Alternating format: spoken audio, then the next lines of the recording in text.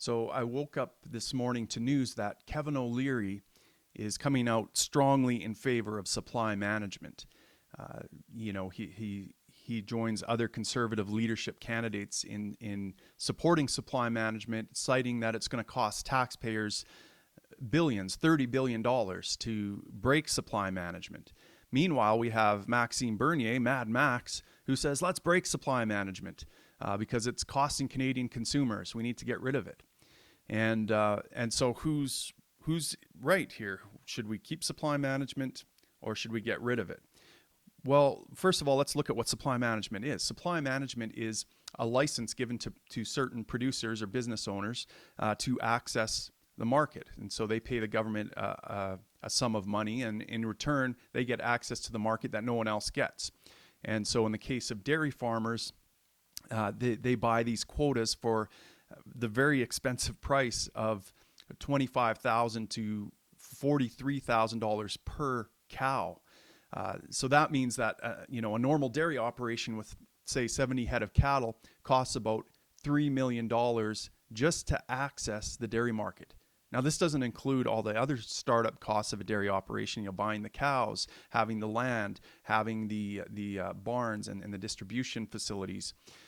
And so, when O'Leary says it will cost Canadians $30 billion to get rid of supply management, what he's talking about is paying back dairy farmers for the quotas that they've bought. So, the government is breaking its agreement with the dairy farmers, and so we got to give them their money back, is the argument.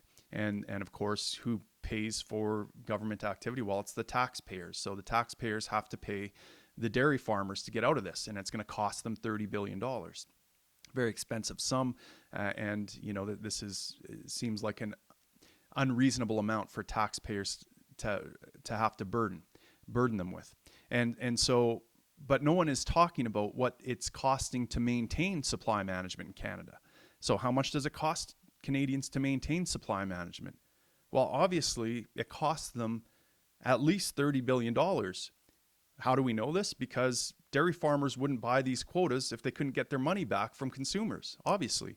I mean, this is economics 101, and it seems to escape so many conservatives, which is strange because they're supposed to be the free market people, the capitalists, the people that understand that free market is best left unregulated. It regulates itself better than a central planner could ever regulate it. So, economics 101 says that basically all business costs are passed on to the consumer, and this includes, the regulatory burden. So if it costs them millions of dollars to get through the red tape, well, obviously they're going to pass that on to consumers. And if they didn't think they could pass it on to consumers, well, then they wouldn't start the business to begin with, right? So dairy farmers are making that money off the consumers over time, and then some, right? I mean, dairy farmers seem to be making a pretty good profit. There are a lot of millionaires in the dairy industry, and where does that money come from? Well, it comes from Canadians who buy milk.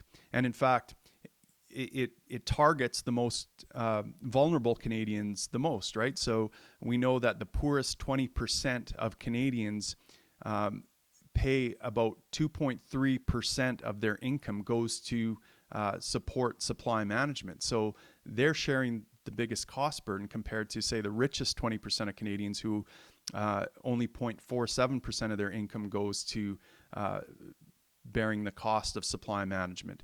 And there have been estimates that supply management has driven between 133,000 and 189,000 Canadians below the poverty line, because this supply management costs the average household about $438 a year. And that is a substantial amount for people who make, say, $25,000 a year, who have other household budgets to worry about. But what are some of the other costs of supply management, some of the soft costs? Well, for a guy like me, I like to drink buttered coffee. I know it's kind of weird, but, I don't want just any buttered coffee, though. I want grass-fed butter. And it's very difficult to get grass-fed butter unless you know a local producer. I would love to be able to buy Kerrygold grass-fed butter from Ireland because I know that that's mass-produced and grocery stores could carry it, and I could just go to my local superstore or whatever and get Kerrygold grass-fed butter. And more than likely, the infusion of Kerrygold grass-fed butter into the market would signal to local producers and dairy producers in Canada that, hey, maybe there's a market for this. Maybe we ought to start producing grass-fed butter ourselves. But of course, that kind of thing never happens because of supply management. So this is a classic, mafia protection racket. The government, in this case, represents the mafia, and they come around to businesses and would-be entrepreneurs and say, hey, listen, if you pay us some money, nothing bad's going to happen to you. We're not going to bust your kneecaps. But anyone else starts a competing business, we'll bust up their kneecaps. And so, it's going to work out good for you. You know what I'm saying? So of course, businesses buy these licenses from the mob because, they don't want to get their kneecaps busted for producing something that they want to produce. And hey, in the end, they're going to make more money anyways. So why not?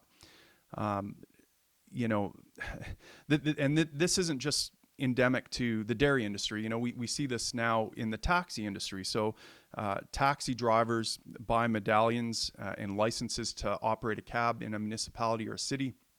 And, these are very expensive medallions in a lot of places.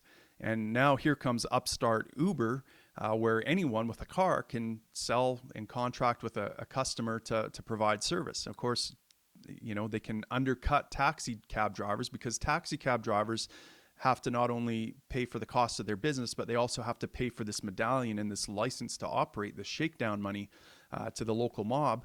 And so, of course, taxi cab drivers don't like services like Uber because they didn't have to pay that protection money, and they're not getting their kneecaps busted like they should.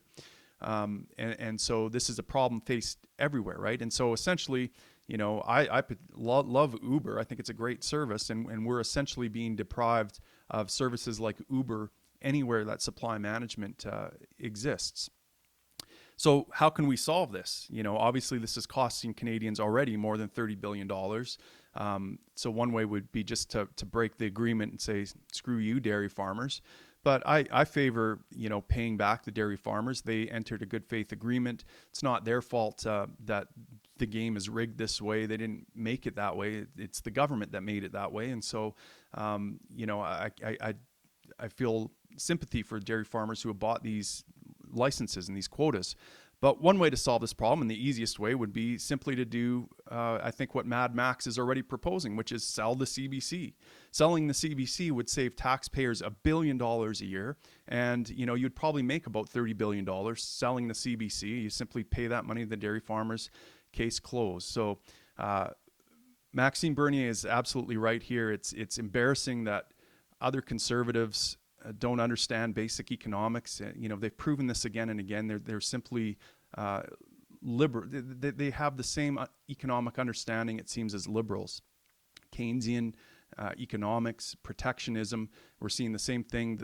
They favor the same thing that the liberals are doing right now in the cannabis industry, which is granting monopoly privileges to people who are connected to government. Justin Trudeau is favoring his friends who have, his former CFO, who is a giant shareholder in Tweed marijuana. And so obviously they're going to get licensed to make money hand over fist, while people like Mark Emery are kicked to the curb and locked in jail and thrown in prison and having his kneecaps essentially busted by the local mafia. So, if you're a principled conservative that favors free markets, favors capitalism, you'll support Bernier on this. I don't know what Bernier is doing in the Conservative Party. It seems like he's the lone sane voice there. But hey, Mad Max, you're always welcome to the Libertarian Party. We have an open Bernier policy.